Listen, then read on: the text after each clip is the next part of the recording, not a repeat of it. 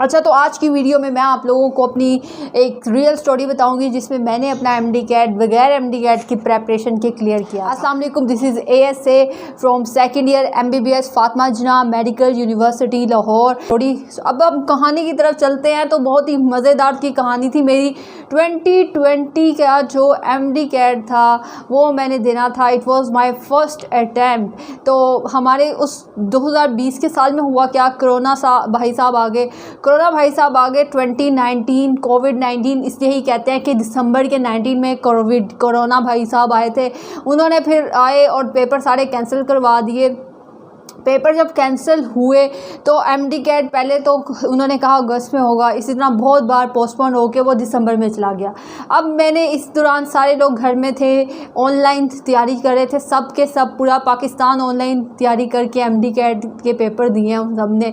तो इस दौरान मेरे अंदर एक चीज़ आ गई कि मैंने सोचा कि वैसे भी सब बच्चे रिपीट ही करते हैं, तो क्यों ना एक बार एक एडवेंचरस चीज़ की जाए कि मैं बगैर किसी प्रेपरेशन के एमडी कैट का पेपर देती हूँ और देखते हैं कि मैं कितने पानी में हूँ। अपने फ्यूचर के साथ खेलने वाली बात थी।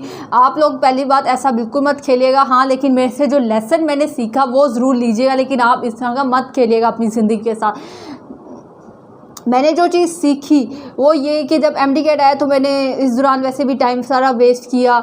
मैंने ड्रामे देखे, मूवीज़ देखी, सीजन्स देखे और भी बहुत ज़्यादा पॉडकास्ट देखे, यानी बहुत ज़्यादा ना मैंने अपना टाइम वेस्ट किया। मैंने स्टडीज़ के अलावा हर जगह अपना टाइम लगाया और मैं देखी थी मेरी क्लास फेलोज सारे के सारे पढ़ रहे थे और मैं अपना टाइम वेस्ट कर रही थी, क्योंकि मैंने अपना माइंड बनाया हुआ था कि नहीं, मैंने अगले साल ही एमडी कैट देना है। इस साल मैंने एमडी कैट क्लियर ही नहीं करना।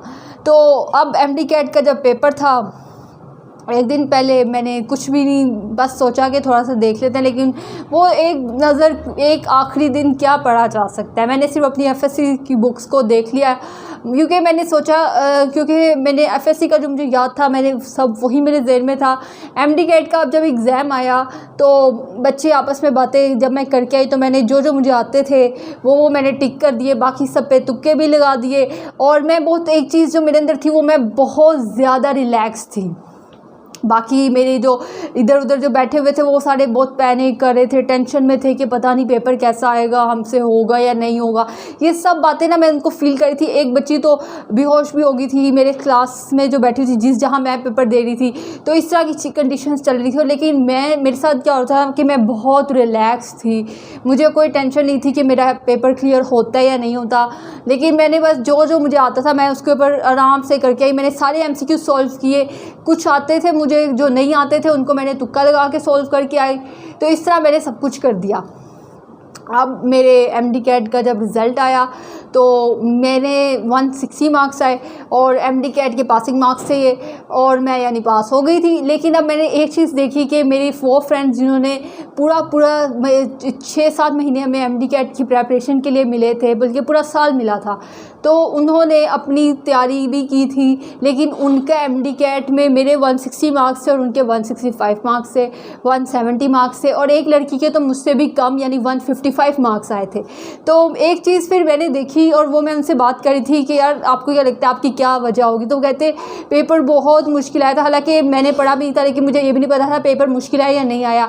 बच्चे उस वक्त लड़ रहे थे, कह रहे थे कि नम से पेपर आया, नम से MCQs आए हैं, हमारे पेपर से नहीं आए। तो मैं देख रही थी कि मुझे तो ये पता भी था कि कौन सा MCQs नम से, क्योंकि मैंने पढ़ा ही नहीं था।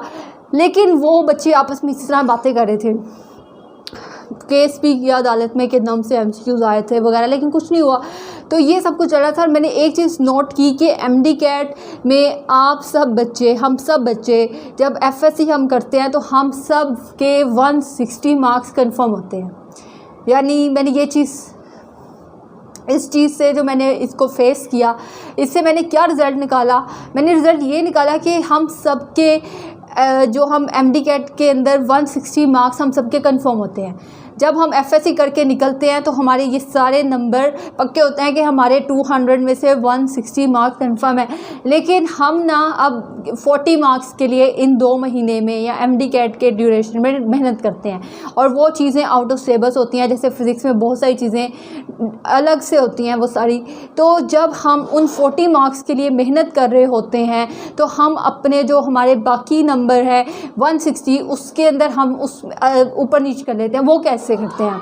हम लोग टेंशन लेने लग जाते हैं। हमारी ये 40 मार्क्स जिसके लिए हम मेहनत करें, जब इसके एमसीक्यूज़ की प्रैक्टिस कर रहे होते हैं हम, तो वो गलत हो जाते हैं। तो हम टेंशन में आ जाते हैं कि हमें तो कुछ नहीं आता, सब कुछ हमें पता नहीं क्या होगा हमारे साथ, ओ माय गॉड, सब कुछ इस तरह की ब्ला ब्ला हम टेंशन ले रहे होते हैं कि हमारे साथ पता नहीं क्या हो जाएगा।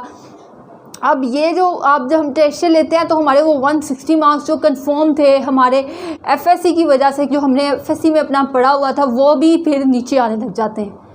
तो आप लोगों से मैं सिर्फ एक रिक्वेस्ट करूंगी कि जब मैंने अपनी तैयारी किए बगैर, मैंने उस वक्त सोचा जब मेरे इतने मार्क्स आए कि जब मैं अपनी तैयारी किए बगैर 160 मार्क्स ले सकती हूँ तो तैयारी करके तो उससे भी ज़्यादा ले सकती हूँ। और एक चीज़ यहाँ पर जो नंबर, अब मेहनत, अब वो क्या है कि बच्चे पढ़ते सब हैं लेकिन नंबर उनके नहीं आते। तो वो जो नंबर नहीं आते उसके पीछे रीज़न क्या है कि बच्चे डर जाते हैं उन 40 मार्क्स की। जब प्रैक्टिस कर रहे होते हैं वो, तो उनके वो गलत हो रहे होते हैं सारे, तो वो समझते हैं कि पता नहीं हमें कुछ नहीं आता, हमसे नहीं होगा। आप लोगों को मैं एक चीज़ कहूँगी कि अपने अंदर से सबसे पहले तो ये डर निकाल दें कि आपका एमडी कैट, मैंने अपने अंदर से ये डर निकाल दिया था कि मेरा एमडी कैट क्लियर नहीं होता तो मैं अगले साल करूँगी।